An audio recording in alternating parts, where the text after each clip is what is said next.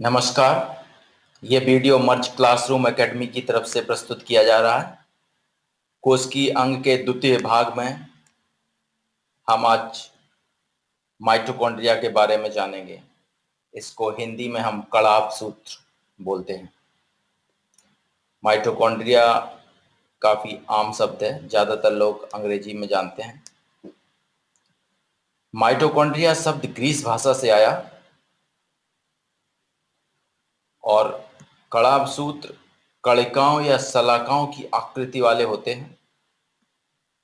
ये गोल हो सकते हैं और इनमें अंदर उंगली के समान संरचनाएं होती हैं। हम आगे दिखाएंगे आपको।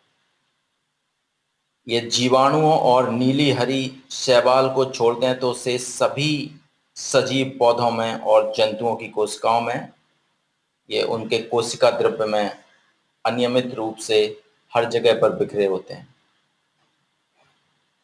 इनकी संख्या 10-20 से लेकर के 100 और उससे भी ज़्यादा हजार तक हो सकती है। ये अंगक कोशिका द्रव्य में स्थित होते हैं तथा ये दोहरी झिल्ली से घिरे रहते हैं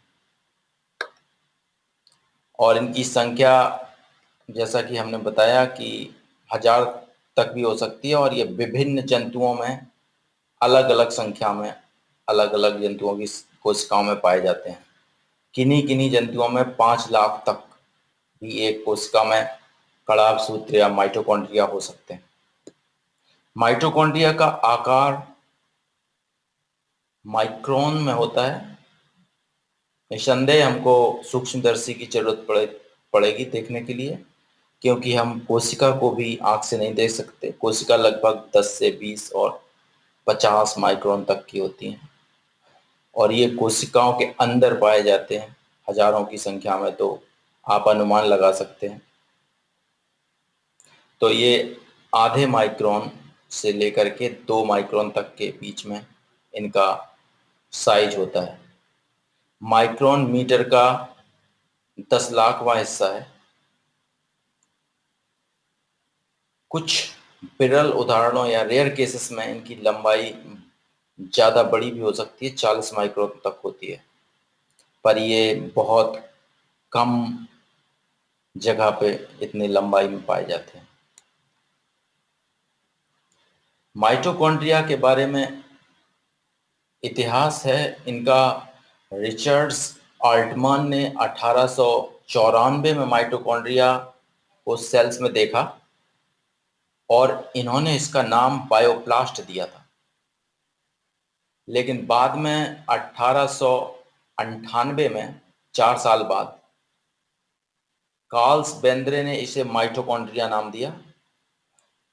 फिर उसके 6 साल बाद 1904 में फ्रेडरिक मेबेस ने सफेद जलकुमुदनी, अंग्रेजी में से व्हाइट वाटर लिली कहते हैं, इनका बायोलॉजिकल नाम निम्फिया एल्बा है, उसकी पादप कोशिकाओं में माइटोकॉन्ड्रिया को वास्तविकता में देखा। उसके बाद क्लाउडियस रौद ने 1908 में, उसके 4 साल बाद, बताया कि माइटोकॉन्ड्रिया में प्रोटीन और लिपिड पाए जाते हैं। और उसके बाद 1912 में बेंजामिन एफ किंग्सबरी ने माइटोकॉन्ड्रिया को श्वसन यानी रेस्पिरेशन से संबंधित होने की व्याख्या की। इन्होंने बताया कि यह श्वसन में हिस्सा लेती है। माइटोकॉन्ड्रिया का जो इतिहास हमने लिखा है उसमें बड़ी ही अनोखी बात है। हर किसी ने 4-4 साल बाद कुछ ना कुछ खोजा है, तो इसे याद करना बड़ा आसान है। पहले 1994 नहीं, सॉरी, 1894, उसके बाद 1898, उसके बाद 1904, यहाँ पे 6 साल का गैप हो गया केवल, और उसके बाद फिर 1908 और उसके बाद फिर 1912। ज़्यादातर जगह 4-4 साल का गैप है। तो ये माइटोकॉन्ड्रिया का या कड़ाव सूत्र का इतिहास है।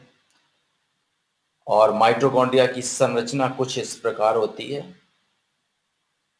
ये गोलाकार होते हैं और इनमें दोहरी झिल्ली पाई जाती है। यहाँ पे आप देख रहे हैं, ये दो झिल्लियां हैं, एक बाह्य झिल्ली और एक अंतः झिल्ली। अंतः झिल्ली में कुछ उंगली नुमा स्ट्रक्चर हैं या आकृतियां हैं। इन उंगली नुमा आकृतियों को हम क्रिस्टी कहते हैं। क्रिस्टी अत्यंत महत्वपूर्ण है, हम बताएंगे क्यों। और उसके बाद माइटोकॉन्ड्रिया में डीएनए भी पाया जाता है। केवल माइटोकॉन्ड्रिया ही एक ऐसा अंतःकोशिकीय अंग है जिसमें डीएनए पाया जाता है। अगर हम पादप कोशिका की बात करें तो उसमें क्लोरोप्लास्ट है जो जिसमें डीएनए पाया जाता है, बट जंतु कोशिकाओं में केवल माइटोकॉन्ड्रिया के अंदर डीएनए पाया जाता है। इसमें राइबोसोम भी पाए जाते हैं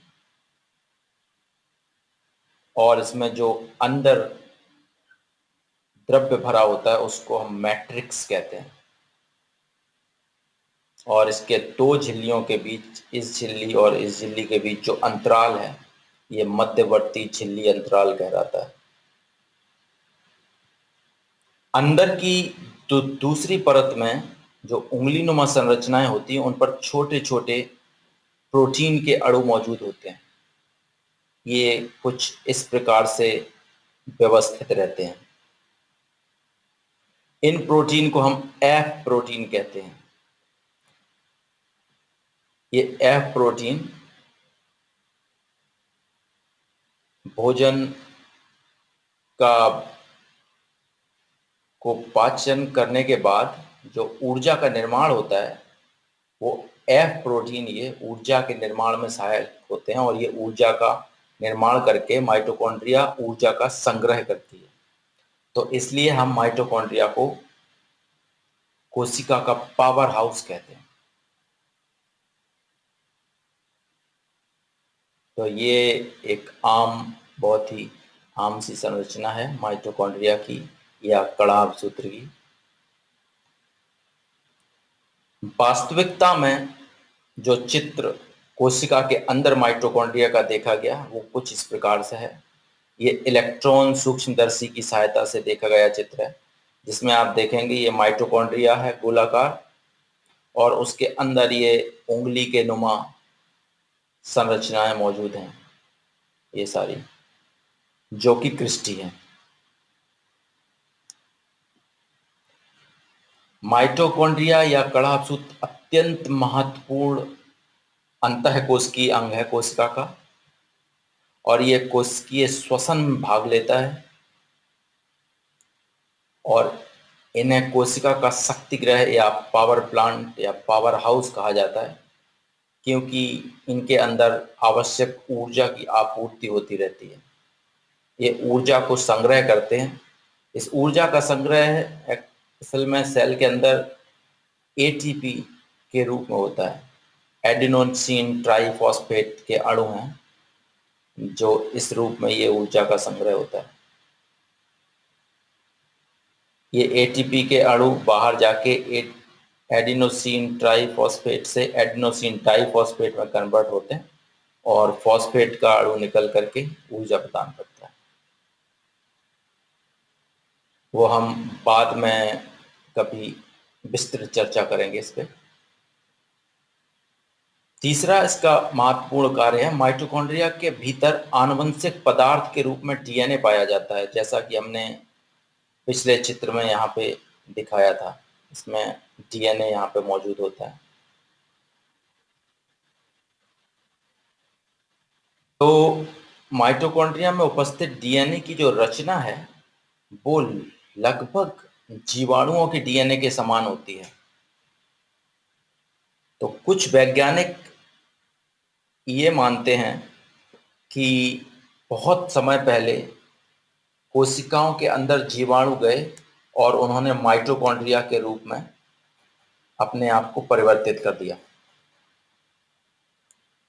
चौथा जो महत्वपूर्ण कार्य है वो है डीएनए होने के कारण माइटोकॉन्ड्रिया या कणाभ सूत्र कोशिका के भीतर आवश्यकता पड़ने पे अपनी संख्या को स्वयं बढ़ा लेते हैं। अगर हम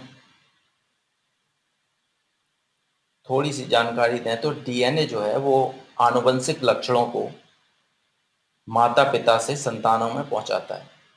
अब माइटोकॉन्ड्रिया के अंदर भी डीएनए होता है, तो ये अपनी संख्या को स्वयं बढ़ा लेते हैं और 1 से 2, 2 से 4 माइटोकॉन्ड्रिया बन सकते हैं। माफ कीजिए।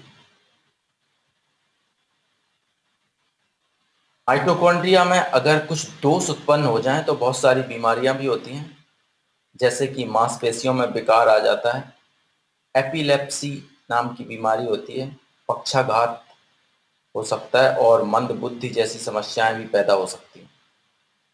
तो ये माइटोकॉन्ड्रिया के बारे में जानकारी थी। धन्यवाद।